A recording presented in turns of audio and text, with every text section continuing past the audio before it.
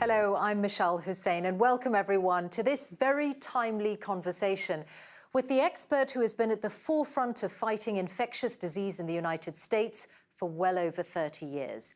He is Dr. Anthony Fauci, and in this special session, he's been interviewed by Fiona Godley from Wish Partner, the British Medical Journal, for their podcast and for this virtual gathering.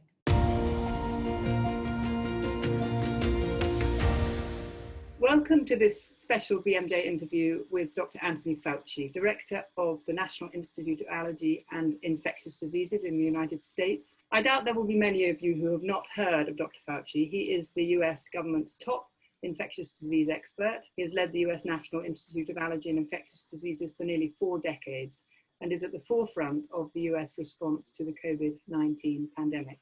Dr. Fauci, welcome. Thank you very much for speaking to us today. Thank you for having me. One of my colleagues said she doesn't have heroes, but that you're pretty close because you don't just throw stones from outside, but you've continued to speak truth to power from inside. How hard has that sometimes been? You know, it sometimes is difficult. It's not difficult to do if you just do it. Someday, you just do it. You tell things the way they are. Sometimes that's not in agreement with what people would like to hear, but I learned a long time ago that people will ultimately have sustained respect for you if you give them the information based on science and not afraid to tell people things they do not want to hear. Whether they act on the things you tell them, that's beyond my power. The only thing that I can do is analyze the situation, look at the scientific data, and make whatever recommendation they ask me to make. But you can be assured that it will be always based on scientific evidence and data.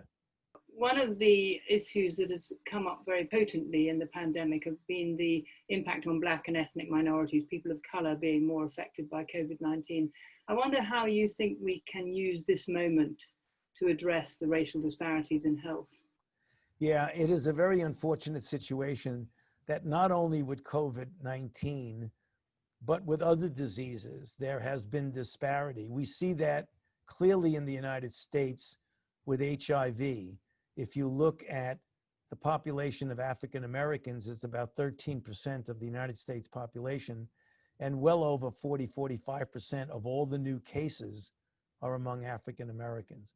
You look at COVID, it is painful to see, but when you look at the minorities, African Americans, Latinx, and even Native Americans and Alaskan Americans and Pacific Islanders. Take, for example, just the African Americans in our society. They get hit doubly by a disparity. One, the jobs that they, as a broad demographic group, it's always dangerous to generalize, but in this case, it's appropriate to generalize. When you look at that demographic group as a whole, the jobs they generally have put them on the front line of being out there interacting with people on the kinds of jobs that do not allow them to easily protect themselves from the close person-to-person contact that we know transmit the virus. So they have a greater chance to get infected to begin with.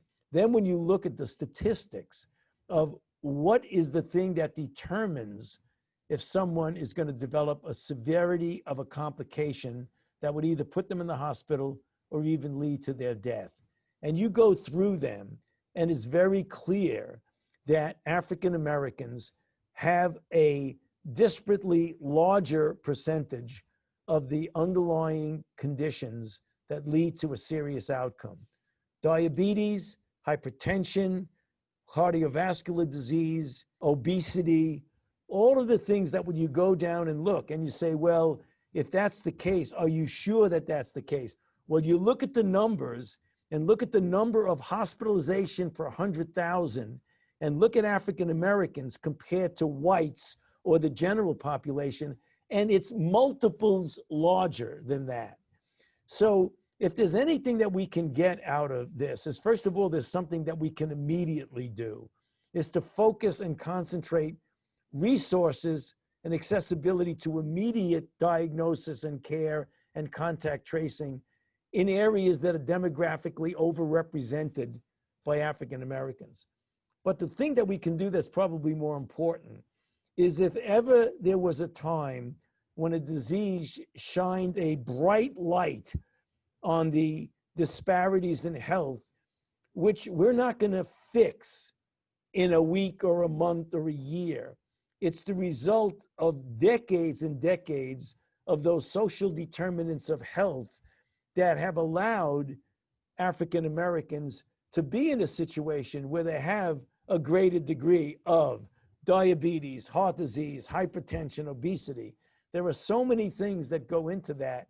So if there's ever a silver lining, if you want to call it that, in this, it maybe it jolts us into realizing that we have to correct those disparities, because otherwise the next situation that we have like this, we're going to see the same painful disparity that we're seeing now. Can I ask then also about long COVID?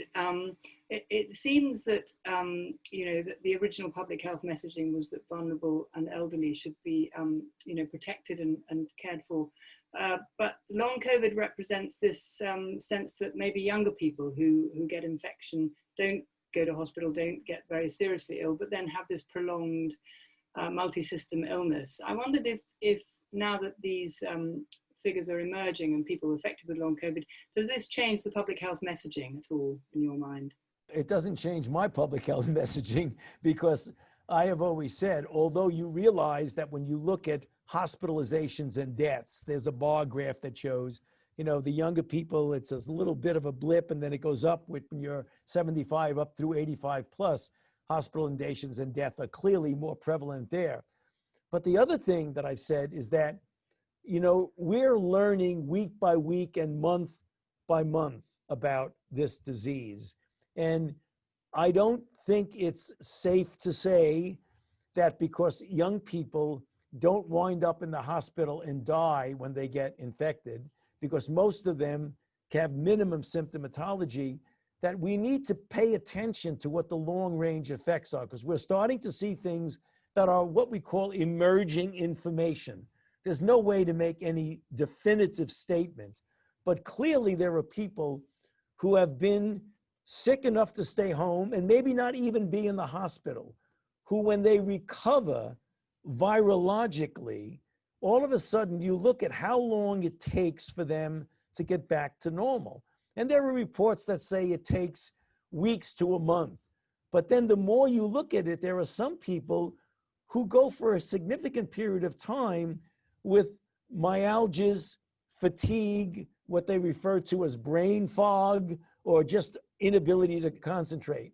There's another thing that we're learning that we need to keep an eye out on, that there have been some studies, one from Germany and now a more recent one from the United States.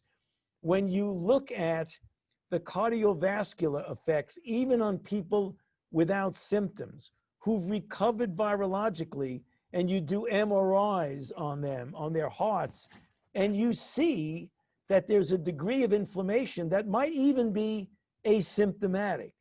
But you've got to ask yourself, an asymptomatic inflammatory process now, 6 months or a year from now, does that lead to arrhythmias, to cardiomyopathies? We don't know that. So that's the reason why I think we need to take this disease with a degree of humility that we don't know everything about it yet. So that's the reason why we've got to be really, really committed to preventing infection and preventing disease. That's the reason why we talk about universal wearing of masks, avoiding crowds, distance, outdoor better than indoor, washing hands, and do everything we can to get a vaccine so that we can get this thing under control, because it is not something to be taken in a trivial way at all. We already know that. Just look at the numbers. When you take the pulse of the epidemic, do you think we should be focused on cases, people PCR positive but asymptomatic, or is it better to try and get the clinical context and consider severity, sort of hospitalizations and death rates? I suppose the underlying question is that one about, should we be testing asymptomatic people, and how much are they important in driving the pandemic? I've heard you quoted as saying they can't drive the pandemic because it's pretty rare that they actually cause transmission. Does that, Well, does that that's ever wrong. stand? Yeah, we were incorrect. And one of the things that I've learned over the years, not just here, is that you've got to look at the data and you make recommendations and sometimes make a statement based on the data that you have.